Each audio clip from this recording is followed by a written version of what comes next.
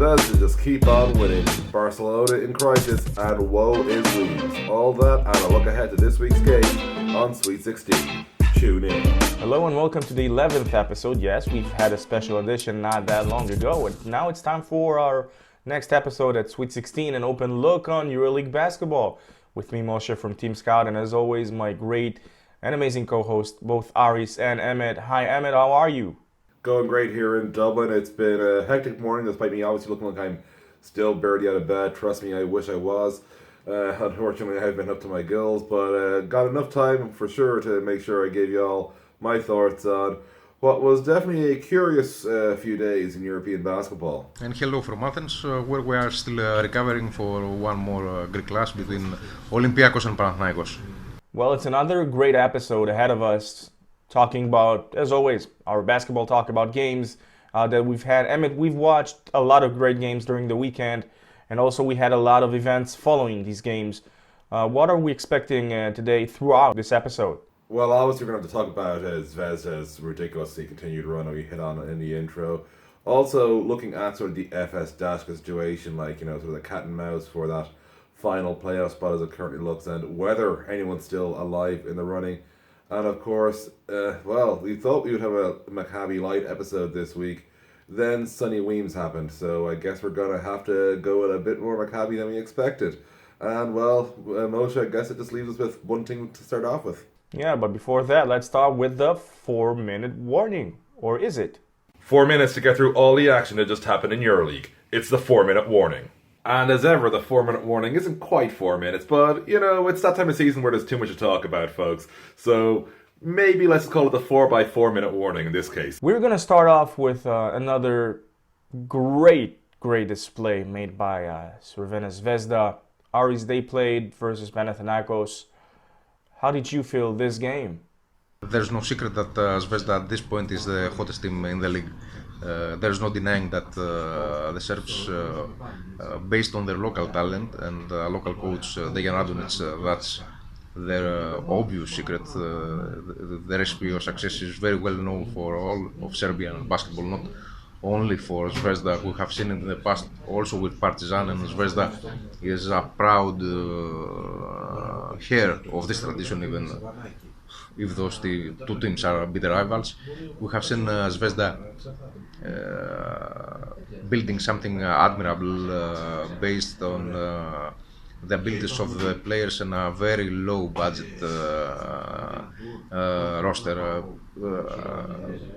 Probably Zvezda is the blueprint for things to come. If a team enters Euroleague and doesn't have the wallet of the big clubs, Zvezda is the recipe that they should follow for success, and that was proven once more.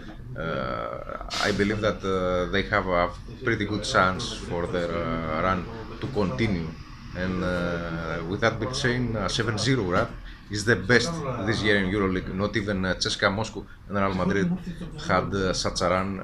They both have a 6-0 so far, and that makes the fit of Zvezda even more admirable. Yeah, for me, this game was simply a case of Zvezda proving that they are really just one of the smartest teams in Euroleague. Above all else, organization coming out on top once again. And, well, right now, I think, you know, there's like almost like, you know, a crisis in Belgrade if it turns out that I'm remotely planning on picking Zvezda to win a game. So we'll see more about that later in this episode, whether or not I'm going to upset people who are Red Star fans. But I suppose one group of fans who, well, probably, they aren't the most numerous, but they were definitely amongst the most upset this week, the Rushafaka Dos, because they had a chance to really put some breathing room between them and the outside contenders for the playoffs, and they did not. First came the loss to Efes, then came Zalgiris and another loss. Basically, everything that could go wrong did go wrong. Moshe, if you're Dashka, you've got to really consider this to be one of your least effective weeks of the season, not just because of the record, but because of when it came, like what it meant for the standings. Oh, totally. We should look at this game, at both games, from a few point of views. The first one, I think, is regarding the future of this of Dachka, the future of Dachka, since Well, let's be honest about it. The team is right now, one of their best chance maybe at staying at the EuroLeague is probably through winning the competition.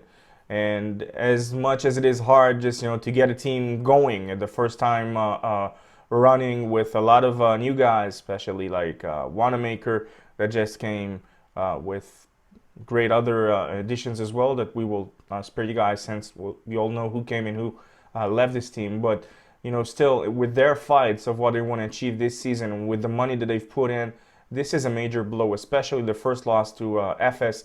Since right now the Rushafaka are not, they haven't managed to get a substantial advantage in terms of, number of games. They have won more than the teams beneath them. They were the last spot that leads the playoffs, which means that in a head-to-head battle with FS right now, they are out.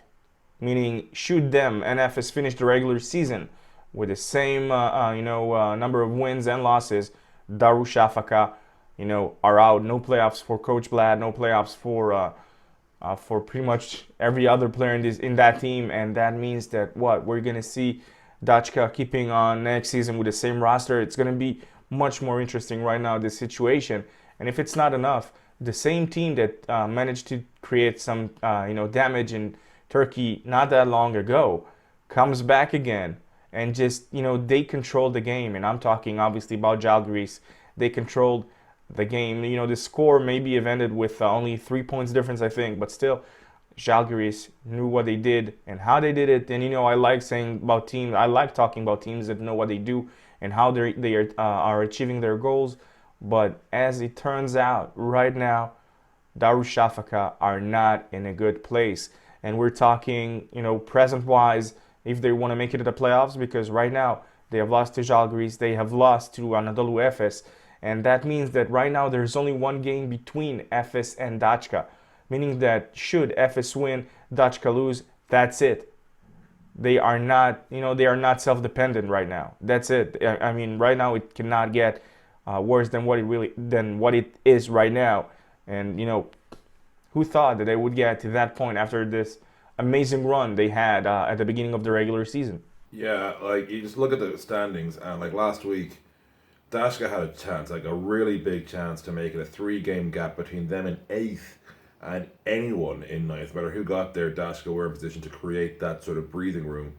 The loss to FS is one thing, we've been over that. And you go to FS as Dashka, you probably figure the likelihood is you will lose, so you give them that. But Zalgiris, that was the big one, because like we've spoken highly of Saras as a coach before in this podcast. Like everybody knows that we love Zalgiris as an organization because the fans are great. And this is a team though which had overperformed at points in the season. Obviously the famous win over Sheshka, which we were all absolutely in titters of laughter at in a good way, because just when we sold out in Zalgiris, oh, now they're coming out and they're just going to beat Sheshka because of course they are. So yeah, they've had their moments, but it's still a game, and this is David Blatt, that you've got to win. You've got to get this W. There's no ifs, buts, maybes. And they just plain didn't. They didn't take care of business, and that's why they are, where they are, only one game up on 9th with the wrong side of the tiebreaker on their side. And they basically did the opposite of what Olympiacos did, which was they did not take care of business. Olympiacos finally get that Bamberg jinx off their back. They finally just, actually went to a game against Broza, and there was no, there were some moments of tension, but Oli did what Oli had to do. I think that's fair to say, Moshe. They sure did, and the final score simply is in their favor. And I know that it was some sort of an unjinx for Olympiacos, but again, we see that Bamberg, and it's something that is, I think, connected to Dachka, they are falling to their bad habits once again. I mean, they had a very close game versus Madrid. They almost had them, and then in the last possession, Sergio Yui goes and attack Nico Zizis, and we all know how it ends.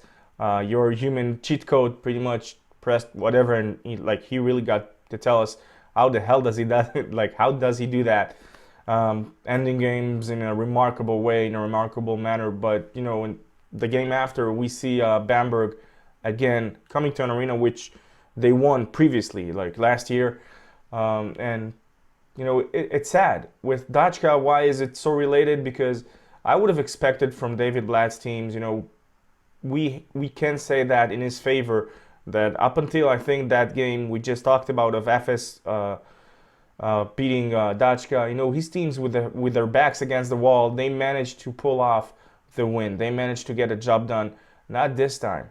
And I think it says a lot both, I think, maybe about Bamberg in their situation versus Olympiacos, where a win was a necessity, and they simply didn't. They simply didn't get a win. Aris, what's your thoughts with Bamberg, getting their Anjinx on, losing to Olympiacos at CEF? For Olympiacos, it was a rebound game after losing to Panathinaikos, so the situation with Bros Bamberg was a misfortune for the Germans. Add to that also the fact that Olympiacos was embarrassed at Milano, so they have to react. That's the truth of the situation. Olympiacos was obliged to get this win, and Olympiacos is also a team that is very adept to pressure. When they feel that they have their back against the wall, they always react. And this was pretty much the story. And having said that, Bruce Basket once more knew what they do. They are a very well coached team. They are very balanced, and they are pretty smart. I believe that the record doesn't reflect the quality of the team that Andrea Trinchieri has built, but on the road against Olympiacos, it was not easy to prevail. The issue now for Olympiacos is that all those injuries are piling up. The Reds are going to Kazan without Vasilis Panoulis and without Patrick Young, and probably without also Matt Lojeski, so they have to, the rest of the roster has to step up really well. They have to react really well in order to keep the Reds on the winning path. And also a thorough look back at what has happened in Euroleague this past week.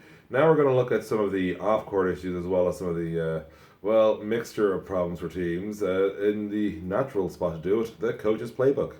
The Coach's Playbook, where we look at the strategies that worked and that need to work in the coming weeks in Euroleague. So, Moshe, there's only one story we can really lead off with this week, and that is Sonny Weems. Let's try and cover this without getting into any defamatory trouble with either Sonny or Maccabi. So we're going to look at the implications of what's going to happen next. Moshe, it doesn't really look good for Maccabi here, does it? It's kind of funny because we would have expected to talk about the atrocious game we saw in Tel Aviv when they played Kazan. That was not an easy game to watch, and everyone admitted it, but the events followed that game were, let's just say that they made the game all that much better, pretty much, because the experience that happened afterwards was simply the worst possible. And I'll explain. In terms of both the player and Maccabi, looking at the way this entire thing pretty much was portrayed, the entire incident was developed, was reported. Both sides, let's just say, just got themselves in a lose-lose situation, I think. Maccabi mostly, since in a way they could get blacklisted, in a way that players would simply not be that eager as they were before coming to Tel Aviv, which has been in some ways some sort of a heaven for a lot of foreign guys, simply because it's a great place to play, it's a great place to live. And I can kind of tell you about a story that we had in the Final Four in Madrid. I had a meeting with a friend of mine, and he said, I had the chance to talk to a basketball agent, and I asked him, what are your top-rated cities for players to want to come play for? And he said, obviously the number one teams would be probably CSKA and Madrid. Madrid has a great city. Both teams, by the way, great money, so it's kind of goes without saying. And then you have probably Barcelona, then Maccabi, then the Greek teams, which was kind of, it's understandable. There's a lot of sense in that ranking, which is obviously unofficial or something, but still, it made a lot of sense. And now with the way everything happened, I wouldn't be surprised if players would think twice or three times about coming to Tel Aviv. It's going to make, let's just say that it's going to make the job of those responsible of signing players be a whole lot harder than what it was so far. It's not going to be because of the money, because the money is not an issue there. But I do think that this entire incident is simply the worst. And now we know that, it's been reported that Barcelona have their sights set on Sonny, who I can now say had some interest from NBA teams. Not something that was publicly known, not something that was publicly said, but a few teams were seeing, were checking under the radar what happened, because they knew that Maccabi were not that pleased with Sonny. They thought that maybe they should release him from the team prior to this entire incident happening. Yeah, and just to chime in on my thoughts, whatever about the rights and wrongs in this, because I'm not going to go down defamatory routes, because I'm, too poor to really risk being liable, although they would say being done for defamation. Although, to be honest, if you're too poor to be done for it, probably not worth suing me, just saying. But staying ethical all the same, the real issue here is optics, and the optics just don't really work here for Maccabi, because one of the things they had, and most touched on it is an attractive place to play as a player. Tel Aviv is a lovely city, they're known as paying on time, it's an NBA style arena. There's a lot of, stuff if you're an international player to like about going to Maccabi, essentially. Then you look at the season so far, and it's cluster, what have you, in terms of everything on the court. And, they're on their third coach of the season. Everybody's kind of assuming he won't be their coach at the latest, as soon as this season ends. So that'll be, 4 coaches in a year, realistically. And you kind of look at it and kind of going, this isn't, you add on the Weems thing and how the Weems thing has played out. If I'm a player and I got a choice between Maccabi and, largely any other team offering the same money, and I know that other team is a bit more organized in the front office, even if the city doesn't have the attraction, even if the team doesn't have the history, even if, pretty much everything, you'd assume would be a huge plus for Maccabi, isn't there for that opponent. The negatives for Maccabi right now are very, very worrying. And if I'm Maccabi, I need to address this so badly. Aris, I'd love to get your thoughts. The situation with Sonny Weems is pretty unfortunate, and I believe that maybe we are not really aware of the full story so far. Of course, you can't debate with an organization like WEDA, but the take of the player and what really happened with him trying to give a sample 8 times, as he stated, and all those apples not getting admissible, for sure turns some head. It's one more ugly incident in an ugly season for Maccabi, and now they have to find maybe another small forward in order to fill up their roster. Losing Zirbes maybe was an addition by letting someone go who was clearly in a bad situation, but without Weems, I don't know if they have at this point the talent to fill this gap and continue playing without any problem. The past is in the past. What's done is done. It's time to look forward. Here's our Games of the Week. Well, it may not be the game of the week, but it's the game we have to definitely start off talking about, mainly because of our hilarious record, especially mine, when it comes to picking Crvena Zvezda games. And, this week it's Efes, a team who ostensibly, in the record books and everything else, are not as good as Zvezda. So we should be picking Zvezda to win this. We will get my thoughts on this in a moment, where I am going to be honest with my pick here, because it's the thing. I've been getting it wrong while going with my honest thoughts. Moshe, I'm just going to pan to you first, though. Zvezda Efes, what should we expect from this game? Well, Emmett, this is going to be a great game, and we want to watch it simply because it has a direct effect on what it is that's going on for the last playoff spot.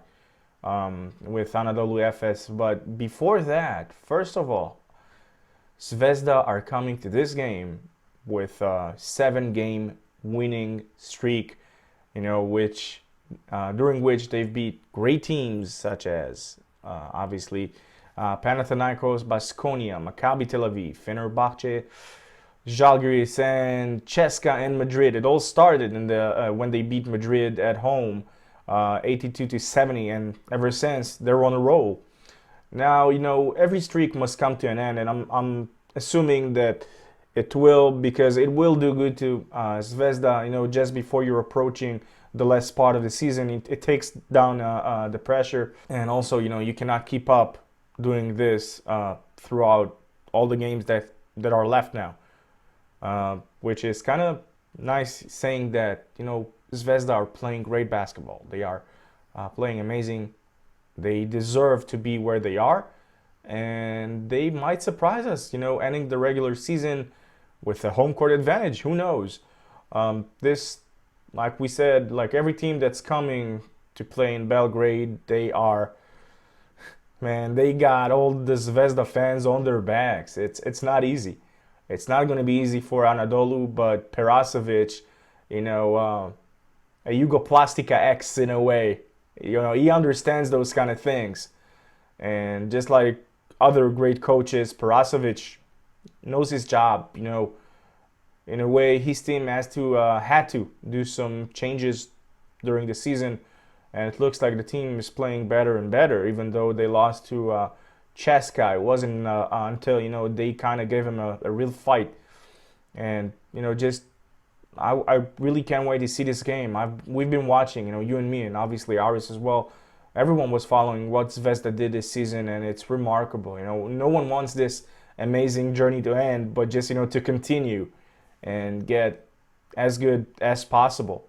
Yeah, and well, as the shadows come across my face, it's always a sign that I'm about to give some bad news to Belgrade with the way the light's shining into this room, because after getting so many picks against you wrong, the last thing you want to do is what I'm about to say next, which is Zvezda win. I just think they got too much for Efes. I don't think Efes are playing well enough. Yes, they gave CSKA a good run for their money, no question, but week to week, game to game, I just don't feel I can trust Efes. They aren't playing the same in Euroleague in terms of consistency the way they are in the BSL, and this is Zvezda. I can't even bet against them now. I think I've forgotten who it was I saw online. It was one of the EuroLeague Adventures guys said they're coming to your school and robbing your lunch money or something like that.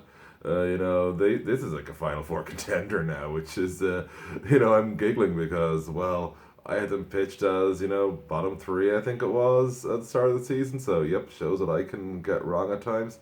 Zvezda to win, and, me to get all the hate mail from Belgrade if it turns out that jinxes them and they lose.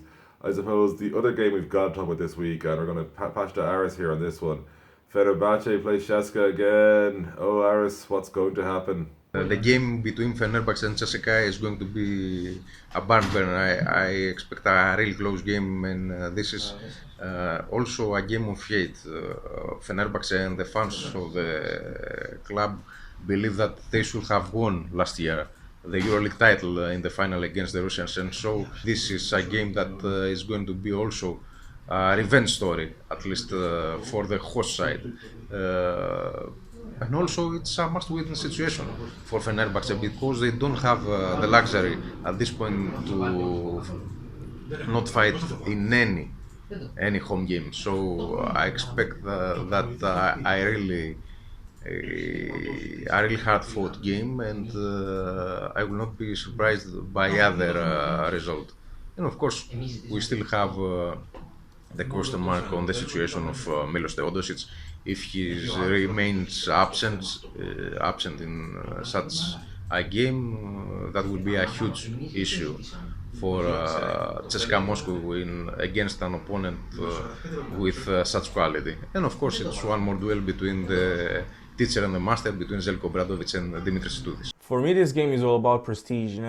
Last time these two teams met, it was pretty much a one bad decision that sent the game to overtime, and from that moment on, there was like only one team to play on the court. In Fener's, with all honesty, Fener just were the better team in the overtime. But let's just look at the last two games. Emmett, we've been talking, all three of us, about how Fener still is not that impressive. They win, they get a job done, that's true. But the way they get the win, something is just not right over there. The good news is at least they are getting back guys like Gigi Datome, and they are getting maybe Anthony Bennett into the rhythm after we saw him play, putting up 16 points, I think, in the domestic league. The thing is, right now, CSKA are coming, probably, they were always a team that were playing, I think, for pride in a way. They cannot, see themselves finishing in a spot which is less than first of the regular season. It sends a message when the reigning champs are not able to finish the regular season in the first place. Yeah, I'm expecting a close enough one here. Fener have definitely got the habit of winning back, which is useful. And there are parts of their games where we see what they're capable of, but the win over Panathinaikos was far more complete than either of last week's wins. It's pretty obvious. They had to work a bit too hard in both those games to get the W's. Like the Gala game in particular was not exactly aesthetically pleasing, shall we say, in terms of performance by Fener. So, it's a big ask for them to get the W over CSKA this week. I'm not going with them. I'm going with CSKA. The other game, of course, to keep an eye on when it comes to big teams in top four contention, Real Madrid and Baskonia. Baskonia beat Barcelona last week in Euroleague, which has put Barcelona in trouble. Lost to Barcelona and ACB at the weekend, which isn't a huge shock because ACB is secondary for Baskonia. It's quite clear at the moment. And now have Real Madrid in a game which they're definitely going to go in pretty confident. I'm going to actually go with Baskonia to get the W here. But Moshe, give us your thoughts on this one. Yeah, we're totally expecting an amazing atmosphere as always from Baskonia. They were kind of falling behind in recent weeks, but managed to find their together stride back versus Barcelona, who are now in the market again for another point guard probably, and they are closely monitoring what is going to happen eventually with Sonny Weems, as it was reported that they want him as well. The type of the player that they are kind of missing in a way. But back to our game with Madrid, Baskonia. I'm also going with Baskonia because they still have, their ambitions to get a home court advantage, I'm assuming, and they want to secure their spot in the playoffs as well. And, well, simply for the fact that should they win and should Fener lose versus CSKA, it's going to open up an internal, standings within that, and it's going to be fabulous, with Baskonia having the lead over Fener, especially for the goal difference that I highly doubt that Fener are going to manage to retaliate in the weeks to come when they're going to, play in Istanbul versus Baskonia. But again, it's going to be the Madrid game with Baskonia. It's going to be great, high tempo. I'm actually hoping for a high score. I think it's going to go for a high score. And as I try to predict, and you know what that means, that's going to happen eventually. It's been a great show. Again, thank you, Emmett. Thank you, Aris. You can always find me at, Moses B1, Team Scout, and, the web, teamscout.net, Facebook page, Team Scout. Emmett, Aris, guys, where can they find you? Well, as always, you can find me ballineurope.com, at BIE_basketball on Twitter, and facebook.com/ballineurope. That's it also from me from Athens, and you can find me as usual on Facebook, on Twitter with my handler Bakas. And of course at Eurohoops, where some new and exciting stuff are coming. Just check our website at eurohoops.net and you will get the full picture. And yes, that's all we have for you guys. Again, thanks for tuning in. Don't forget to subscribe. As we said always, both on Eurohoops TV on YouTube, also on SoundCloud, Team Scout, and well, we're also available on iTunes. So till next time. Sweet 16, an open look on Euroleague basketball. Covering 16 EuroLeague teams. Gonna be sweet. Sweet 16.